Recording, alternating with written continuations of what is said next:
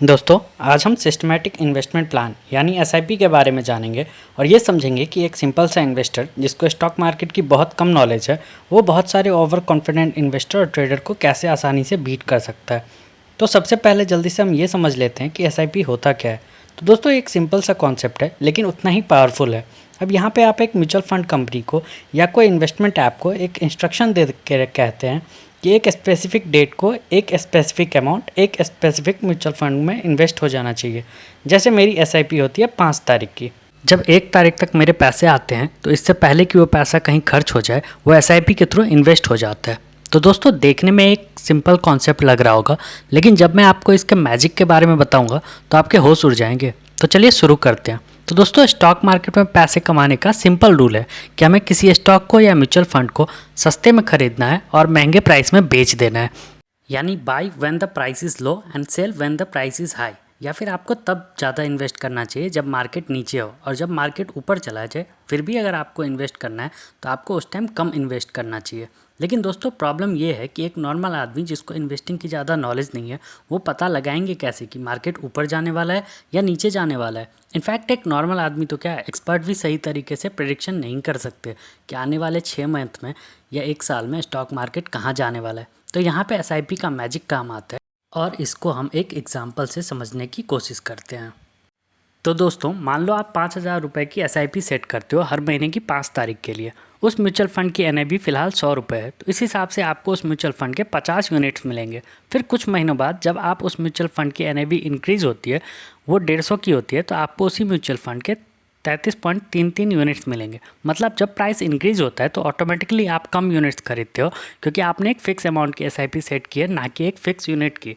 और जब मार्केट नीचे जाएगा तो आप ऑटोमेटिकली ज़्यादा इन्वेस्ट करोगे। जैसे अगर मार्केट क्रैश होता है, आप अपनी एसआईपी कंटिन्यू रखते हो और मान लो आपके म्यूचुअल फंड की एनएवी नीचे करके 50 की हो जाती है, तो आपको वही 5,000 की एसआईपी से आपको इस बार 100 यूनिट्स मिलेंगे।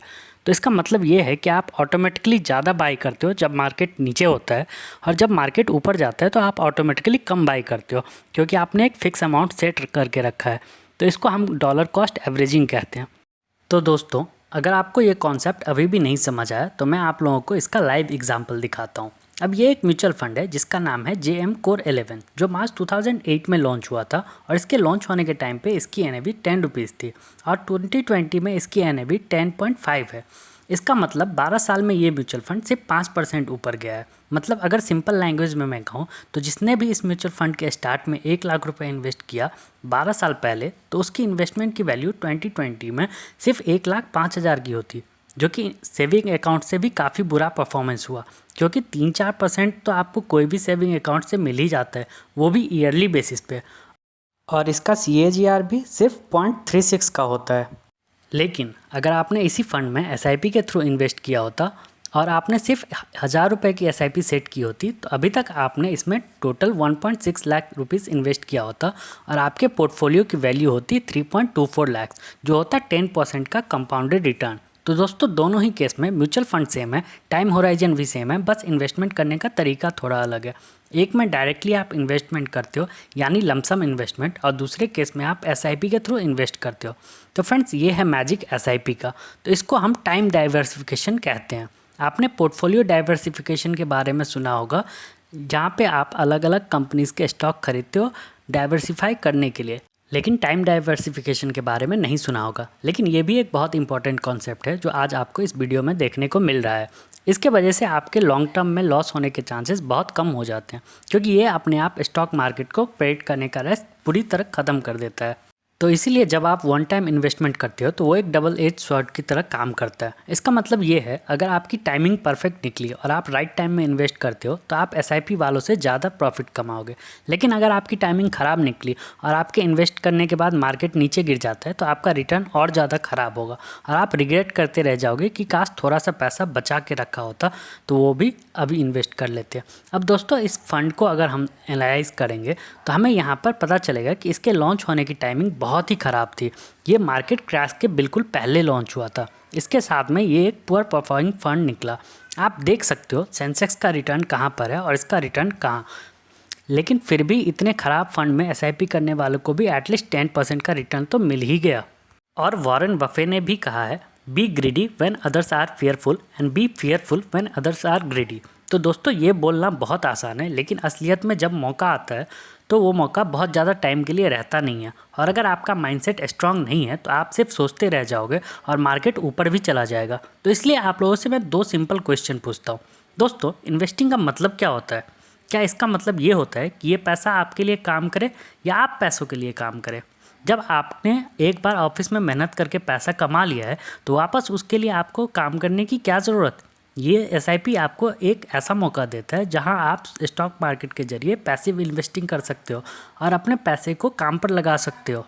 फिर दूसरा सवाल कि हम इन्वेस्टिंग करते क्यों हैं? क्या हम इसलिए इन्वेस्टिंग करते हैं ताकि हम ऑफिस के बाहर निकलकर मार्केट को लेकर चिंता करते रहें, या हम इसलिए इन्वेस्टिंग करते हैं ताकि हमारी पैसों की चिंता दूर हो जाए? तो अगर अपनी वेल्थ को ग्रो करने के लिए आप अपना सारा फ्री टाइम फाइनेंशियल न्यूज़ और मार्केट गुरु को देखने में लगा दोगे तो आप लाइफ कब एंजॉय करोगे? तो इसलिए एसआईपी का एडवांटेज ये है कि आपको मार्केट की चिंता करने की ज़रूरत नहीं पड़ती। मार्केट ऊपर जा रहा है या नीचे जा रहा है, इससे कुछ टेंशन नहीं होगा। अगर स्टॉक मार्केट ऊपर गया तो भी बढ़िया, क्योंकि वो टाइम पे आपकी इन्वेस्टमेंट की वैल्यू बढ़ जाएगी। और अगर मार्केट नीचे गया तो भी बढ़िया, तब आपको ज़्यादा यूनिट्स खरीदने को मिलेंगे। फिर दोस्तों, इसका अगला बेनिफिट ये भी है कि आप एक अच्छी हैबिट क्रिएट करोगे डिसिप्लिन के साथ सेविंग्स और इन्वेस्टिंग करने की, क्योंकि आपकी सेविंग्स नहीं भी होती है तो भी आप एसआईपी के जरिए वेल्थ क्रिएट कर सकते हो। और उसके लिए आपको सिर्फ एक काम करना है। आपको एसआईपी की डेट ऐसी रखनी है कि आपकी सैलरी आते ही सबसे पहले उसका 1% एसआईपी के थ्रू इन्वेस्ट हो जाना चाहिए। और अगर आपने अपनी सैलरी का 10-20% एसआईपी के थ्रू इन्वेस्ट करते हो तो आपको पता भी नहीं चलेगा कि आप इन्वेस्ट कर रहे हो, और कुछ ही मंथ्स में आपकी आदत भी हो जाएगी और आप अपने लिए एक सिस्टम क्रिएट कर दोगे जहाँ से आप अपनी वेल्थ ऑटोमेटिकली ग्रो कर सकते हो। फिर दोस्तों, इसका अगला बेनिफिट ये भी है कि आप ये छोटा सा अमाउंट से भी शुरू कर सकते हो। 500 रुपये से आप एक साथ 500 कंपनीज़ में इन्वेस्ट कर सकते हो। तो दोस्तों, अगर आपको ये वीडियो पसंद आई हो तो लाइक कीजिए, सब्सक्राइब कीजिए, शेयर कीजिए अपने दोस्तों के साथ भी। और अगर आपको वीडियो पसंद नहीं आई तो कमेंट करके भी प्लीज़ बताइए कि इसको इम्प्रूव करने के लिए और क्या कर सकता हूँ मैं। धन्यवाद।